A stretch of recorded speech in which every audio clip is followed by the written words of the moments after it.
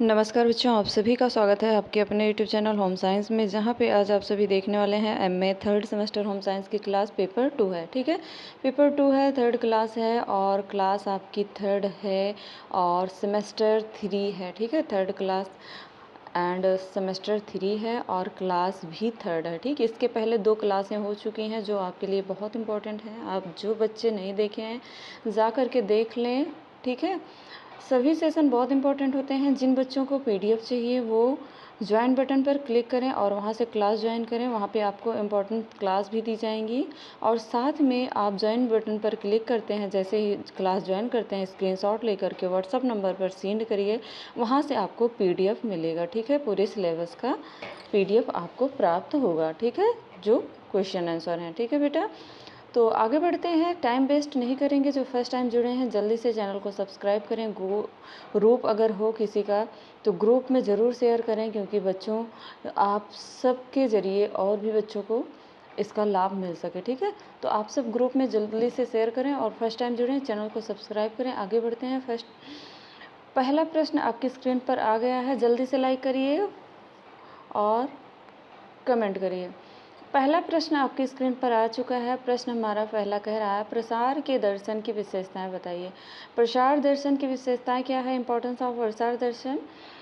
तो प्रसार दर्शन की विशेषता बेटा, आगे बढ़ते हैं। प्रसार जो होता है आप सबको पता है, फैलाव को ही प्रसार कहते हैं। और किसी भी टॉपिक को लेकर अगर हम एजुकेशन में हैं तो एजुकेशन शिक्षा का प्रसार ही हमारा क्या, शिक्षा को फैलाव मतलब शिक्षा के लिए सबको जागरूक करना, यही सब क्या कहलाता है, प्रसार कहलाता है। तो आइए हम जानते हैं प्रसार दर्शन की विशेषताएं क्या हैं। प्रसार दर्शन मूल रूप से व्यक्ति को शिक्षित करके उसकी मनोवृत्ति, दृष्टिकोण एवं व्यवहार में परिवर्तन लाने पर आधारित है और इसका उद्देश्य मानव कल्याण है। अनेक संदर्भों में यह पाया गया है कि भारतीय दर्शन के आधारभूत बातें जैसे ज्ञान, दान, यज्ञ, तपस्या, पर्यावरण, परिवार, समाज के प्रति कर्तव्य परायणता आदि प्रसार दर्शन में समाहित है और प्रसार शिक्षा का केंद्र बिंदु मानव है। अतः प्रसार कार्य की समस्त परिकल्पनाएं मनुष्य एवं उसके सुखी समृद्ध जीवन से जुड़ी हुई है। और प्रसार दर्शन की विशेषताओं पर यदि हम दृष्टिपात करें तो यह बात और भी स्पष्ट हो जाती है कि मानवतावादी प्रसार दर्शन पूर्णतः मानवतावादी है और प्रसार कार्यक्रम के सभी पहलू व्यक्ति एवं उसके परिवेश के विकास को लक्षित होते हैं और व्यक्ति को उसके अंदर छिपी हुई प्रतिभा एवं कार्य निष्पादन क्षमता से अवगत कराकर उससे गरिमा एवं सम्मान से परिपूर्ण आत्मविश्वास प्रदान करना महत्वपूर्ण है। स्वावलंबी व्यक्ति अपने लिए प्रगति के द्वार तो खोलता ही है, साथ ही पूरे समाज के सामने प्रेरणा स्रोत बनता है। और प्रसार कार्य में सहभावना पर विशेष बल दिया जाता है, जिसमें पूरे जन समुदाय का कल्याण परिकल्पित होता है। ठीक है, फर्स्ट आपने देखा, फर्स्ट आपका था मानवतावादी और मानवतावादी में आपने देखा मानवतावादी का प्रसार अगर हम करते हैं तो क्या करेंगे कि जो हमारी प्रतिभाएं हैं उसका कार्य निष्पादन करके क्षमताओं से अवगत कराकर इस गरिमा एवं सम्मान से भरपूर आत्मविश्वास प्रदान करना और सभी व्यक्तियों को शिक्षित करना, मतलब मानवतावादी के अंतर्गत आता है।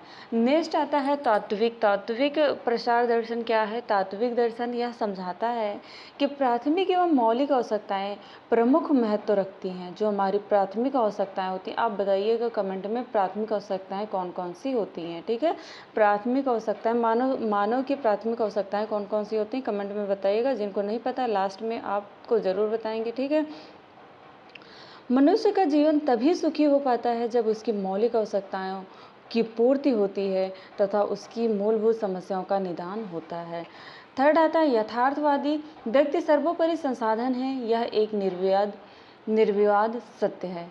आपने कार्य संपादन हेतु वह अन्य आर्थिक, भौतिक एवं मानवीय साधनों पर निर्भर करता है।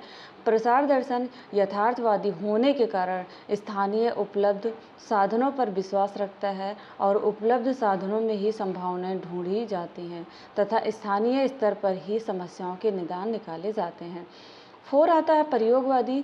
प्रसार दर्शन सैद्धांतिक पक्षों से अधिक व्यवहारिकता पर बल देता है। और इसका एक कारण यह भी है कि प्रसार कार्य का विज्ञान एवं तकनीक से गहरा संबंध है। विज्ञान एवं तकनीक ऐसे विधाएं हैं जो प्रयोगों पर आधारित होती है।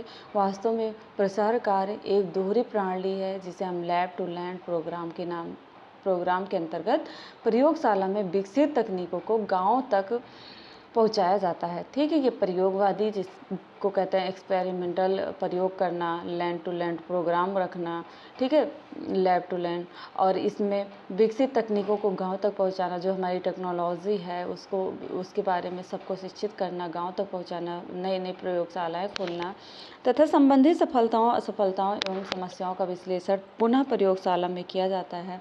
प्रसार कार्यक्रम का आधार देखना एवं करना क्रियात्मक होने के कारण ये प्रसार दर्शन के प्रयोगवादी स्वरूप को सिद्ध करते हैं। ठीक है, नेक्स्ट आता है परिणामवादी प्रसार, जिसमें परिणामवादी दर्शन प्रसार जो होता है, प्रसार प्रणाली के अंतर्गत ग्रामीणों को परिणाम प्रदर्शन द्वारा सर्वप्रथम उत्प्रेरित किया जाता है और परिणाम देखकर वे आकर्षित होते हैं, उनकी रुचि जागती है, इच्छा उत्पन्न होती है, वे समझने का प्रयत्न करते हैं तथा कार्य संपादित करते हैं। कार्य संपादित होने पर वे फल परिणाम को प्राप्त कर संतुष्ट होते हैं। वांछित परिणाम की प्राप्ति प्रसार दर्शन का अभिन्न अंग है, क्योंकि इसका दृष्टिकोण परिणामवादी होता है।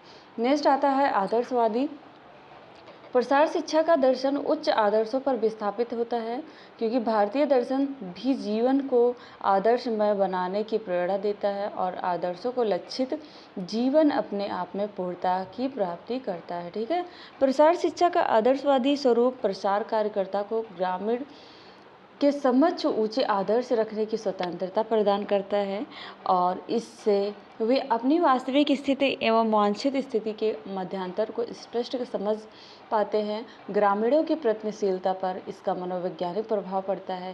साथ ही ऊंचे आदर्शों के स्वप्न दिखाने के फलस्वरूप प्रसार कार्यकर्ता की भी यह जिम्मेदारी होती है कि उसने ग्रामीण को जिन आदर्शों से अवगत कराया है, जो प्रसार कार्यकर्ता होता है उसकी एक रिस्पॉन्सिबिलिटी होती है कि ग्रामीण को जिन आदर्शों से अवगत कराया उन आदर्शों तक वह उन्हें पहुंचाए, और इस प्रकार प्रसार कार्यकर्ता एक अत्यंत चुनौतीपूर्ण स्थिति का सामना करता है। ठीक है, नेक्स्ट आता है पुनर्निर्माण में विश्वास। प्राकृतिक परिवर्तनशील प्रकृति में रहने वाली है वस्तु हर जीव प्रकृति में होने वाली परिवर्तन से प्रभावित होता है। हमारे समाज में दिन प्रतिदिन जो नए नए परिवर्तन होते हैं उनके फलस्वरूप हमारे परिवेश और समाज का पुनर्गठन या पुनर्निर्माण होता है। ठीक है, जो हमारा एटमॉस्फेयर होता है उसका पुनर्निर्माण भी होता है, कहीं ना कहीं कुछ ना कुछ चेंजिंग आती रहती है। ठीक है, प्राकृतिक परिवेश और समाज की इस परिवर्तनशील स्वभाव को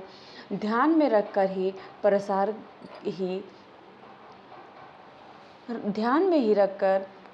कार्यक्रमों को तैयार किया जाता है और परिवर्तन के अनुरूप कार्यक्रम बदले जाते हैं और उनमें पर्याप्त लचीलेपन की संभावनाओं को समाविष्ट किया जाता है। ठीक है, परिवर्तनीय प्रकृति के अभाव में प्रगति की कल्पना को सकारात्मक स्वरूप प्रदान करना संभव नहीं है। अतः प्रगति हेतु परिवर्तन में या दूसरे शब्दों में पुनर्निर्माण पुनर्गठन में विश्वास होना आवश्यक है, क्योंकि परिवर्तन ही संसार का नियम है।